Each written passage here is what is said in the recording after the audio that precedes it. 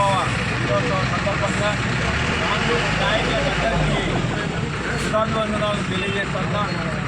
మరి ఈరోజు ఏదైనా దేశంలో ఉందంటే ఈదల బడుగు బలహీన వర్గాల అభివృద్ధి కోసము పాటుపడే పార్టీ ఏదైతే ఉందంటే అది ఒక్క కాంగ్రెస్ పార్టీ అని చెప్పి సభాముఖంగా తెలియజేస్తా ఉన్నా.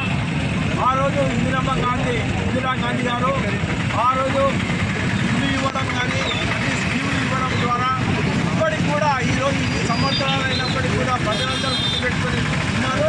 అదేవిధంగా ఈరోజు 10 సంవత్సరాల తర్వాత మళ్ళీ కాంగ్రెస్ పార్టీ మన అధికారంలోకి వచ్చింది. ఈ కాంగ్రెస్ పార్టీ కూడా 6 గ్యారెంటీలు అమలు చేయడానికి సిద్ధంగా ఉంది. ప్రజలకు అందరికీ కూడా ప్రతి అవుట్స్కట్ ఏరియాలో కానీ ప్రతి గ్రామాల లోపల కూడా నేను తెలియజేసేది ఏంటంటే మన కార్యకర్తలు అందరూ ఉండి ఆ యొక్క స్కీమ్లను ఫిలప్ చేయించి వాళ్ళకు న్యాయం చేయాలని తెలియజేస్తున్నా.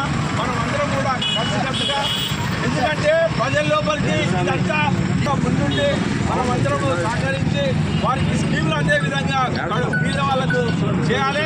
మరి అదే విధంగా తెలియజేస్తూ ఉన్నాం.